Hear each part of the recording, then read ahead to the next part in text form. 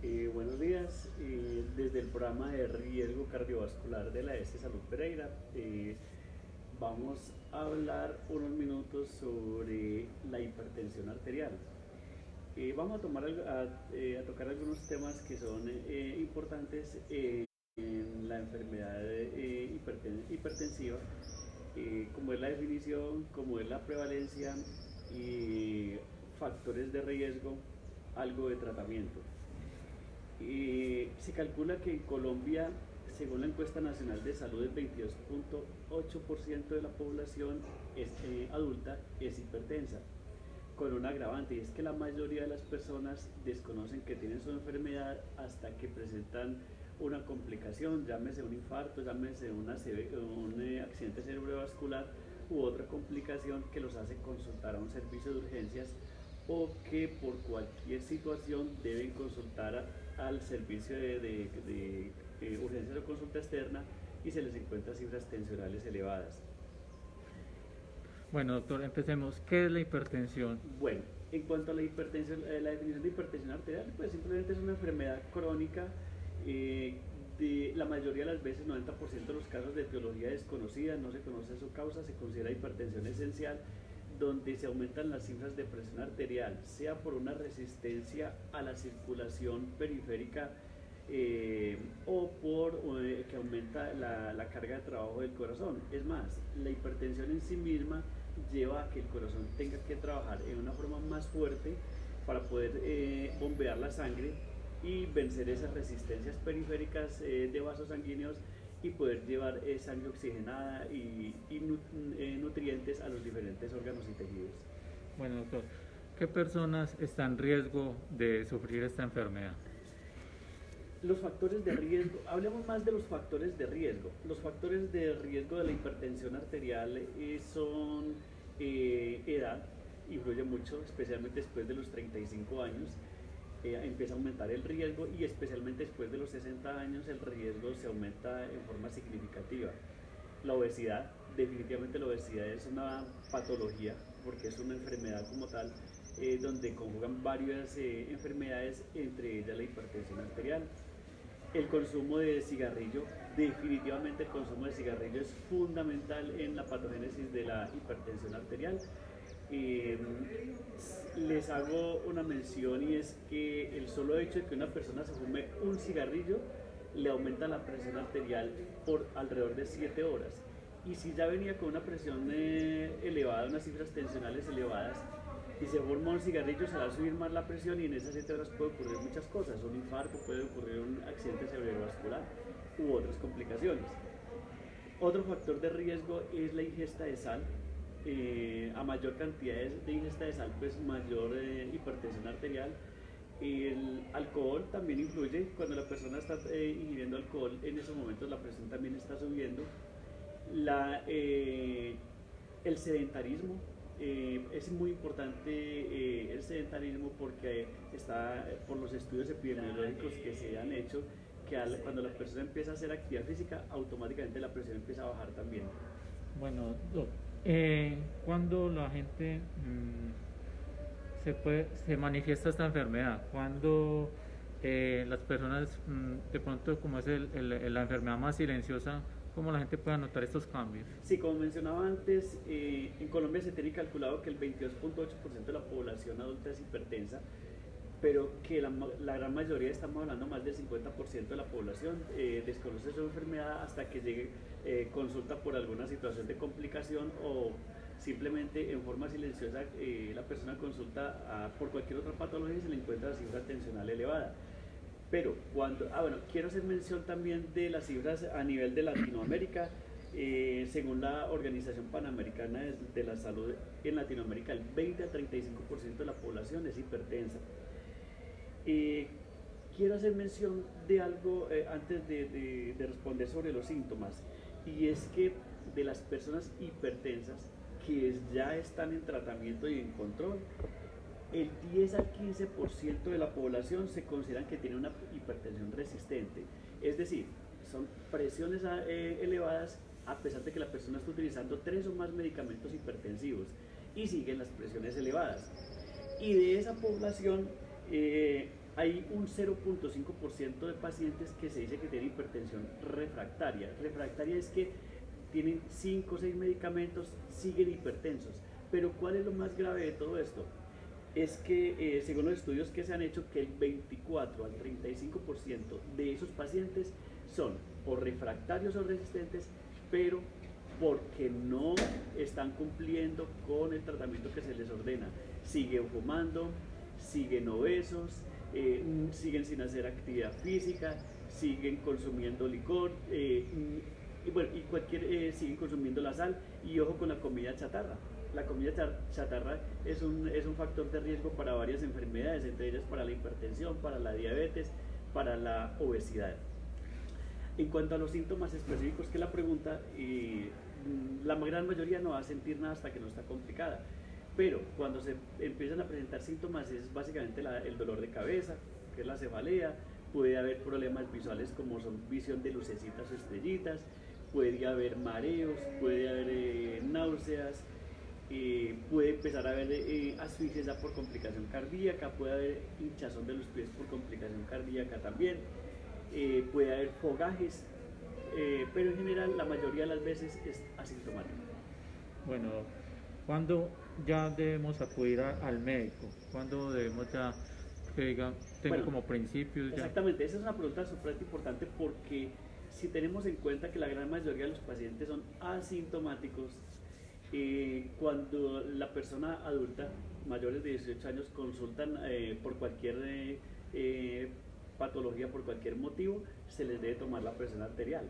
Y en realidad es la forma más importante como se detecta en estos casos. Son las tomas de presión arterial por consulta por cualquier otras patologías.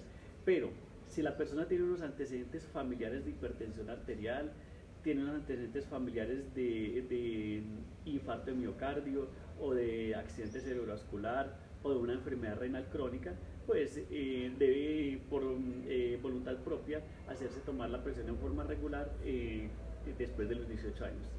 Bueno, doctor, ya después de que esta persona el paciente se haya descubierto con hipertensión, ¿cuál es la ruta que se sigue, especialmente de acá desde la S Salud Pereira? Bueno, la S Salud Pereira tiene conformado un programa de hipertensión arterial, tiene una ruta de riesgo cardiovascular. Lo primero es que en el centro de salud o en el hospital se detecta que la persona es hipertensa, debe ingresar al programa. En el programa se le hacen una serie de exámenes para mirar si tiene complicaciones, para mirar si aún no tiene problemas. Entre los exámenes yo destacaría que está el de glucosa, que es el azúcar, el de electrocardiograma o un ecocardiograma según como el médico lo considere necesario, el perfil lipídico, que es súper importante también porque la dislipidemia puede llevar a que en una persona hipertensa se presenten más fácil o más rápido las complicaciones. Y bueno, y otros exámenes, potasio, orina, y creatinina para mirar función renal.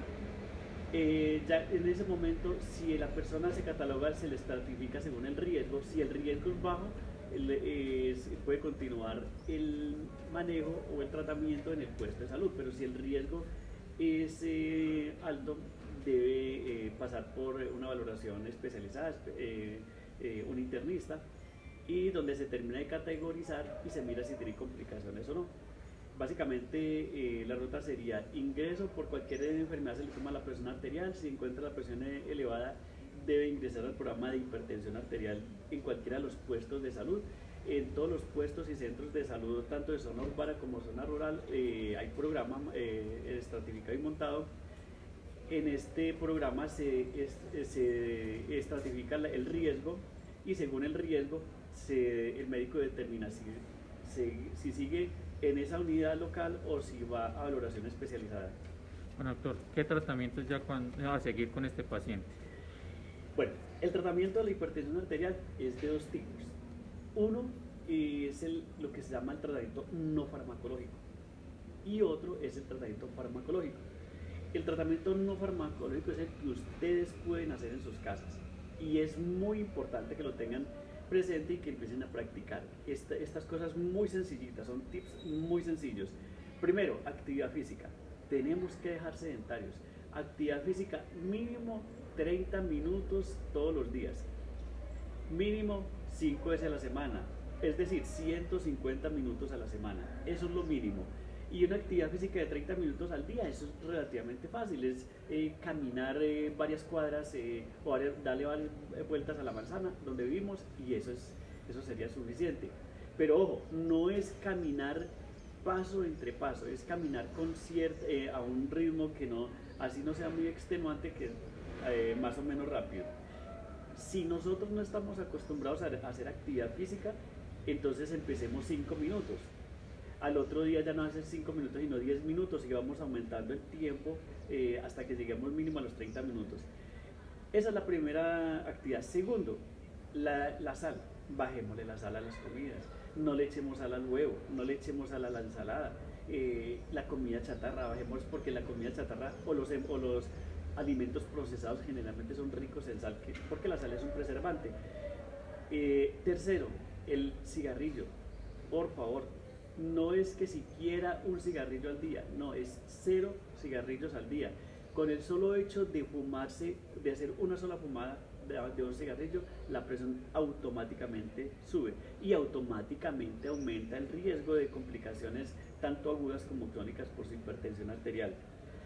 Y por último es la obesidad. Bajemos, por favor, hay que hacer todo para bajar peso.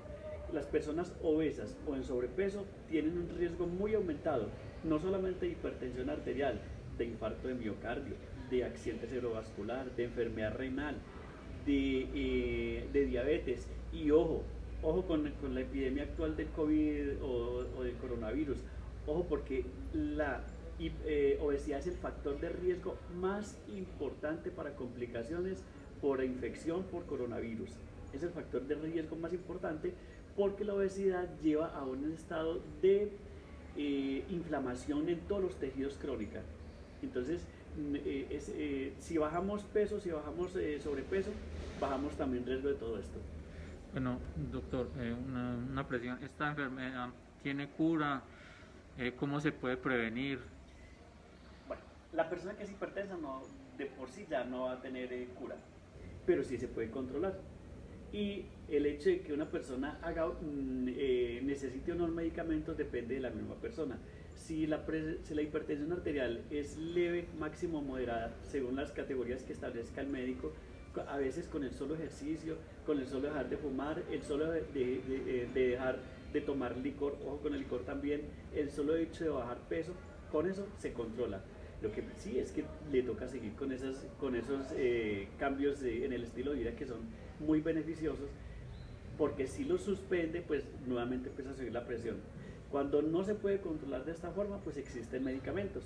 Ya los medicamentos sí es a potestad del médico tratante que define qué tipo de medicamentos va a utilizar. ¿Qué hábitos de vida saludables adoptar para evitar este riesgo? Bueno, antes de eso, yo quiero recordar los factores de riesgo más importantes. Hablamos de unos factores de riesgo que son modificables y otros no modificables. Los modificables es el peso, bajar peso, el licor, no consumir licor, el cigarrillo, suspender de todo el cigarrillo, evitar la comida chatarra, evitar los alimentos ricos en sal, cualquier tipo de alimento rico en sal.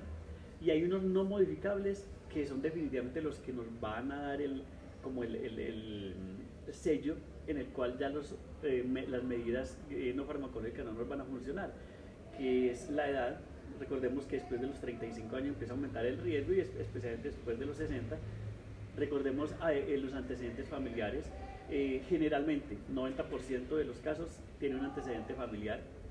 El sexo es más frecuente en los hombres. La edad básicamente. Y ojo con la enfermedad renal crónica. Las personas que tienen enfermedad renal crónica también por cualquier otra enfermedad, por cualquier otra patología, tienen aumentado muy aumentado el riesgo de tener problemas hipertensivos. Entonces, el tratamiento, lo repito, más importante es el cigarrillo, evitar licor, bajar peso, hacer actividad física, consumo de sal y alimentos procesados. Bueno, ¿qué efectos puede causar esta enfermedad, doctor? Es supremamente importante la pregunta por cuanto la hipertensión arterial, aparentemente la persona como no siente nada, muchas veces suspende los medicamentos y es donde más adelante nos lleva a lo que se llama la hipertensión refractaria o la hipertensión difícil de tratar. Entonces, es muy importante no suspender medicamentos, fundamental. Pero si sea con tratamiento o sea sin tratamiento, la presión no se normaliza, la persona está expuesta a varias complicaciones que son bastante devastadoras. El más importante, infarto de miocardio, que es el infarto. La persona, estando relativamente bien, puede presentar el dolor precordial y este dolor precordial terminar en un infarto de miocardio y en la muerte, obviamente, ¿no? Si no termina en la muerte, pues en procesos médicos no solamente muy difíciles para el paciente, sino muy costosos para el sistema de salud. La otra complicación frecuente es el accidente cerebrovascular. La persona presenta simplemente puede ser o que hay derrame de sangre en el cerebro o por falta de circulación, porque se tapa una arteria, presenta el accidente cerebrovascular.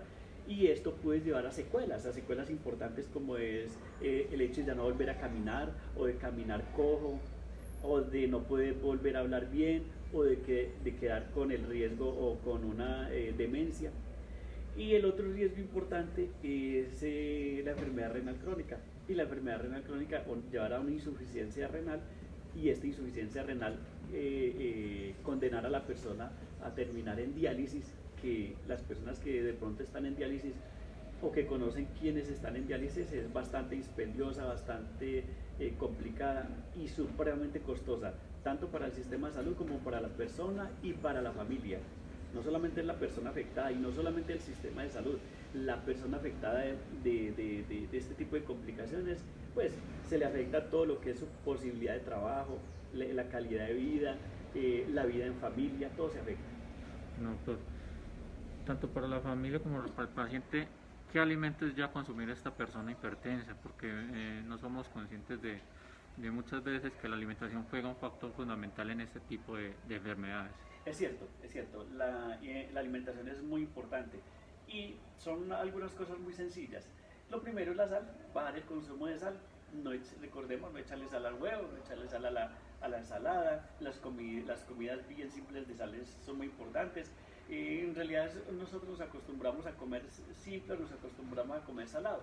Si la persona deja de echarle sal al arroz, al sancocho, bueno, o a la alimentación, al principio puede ser muy maluco, pero el organismo se acostumbra y después ya no le va a hacer falta. Esa es la primera. Segunda, consumir frutas.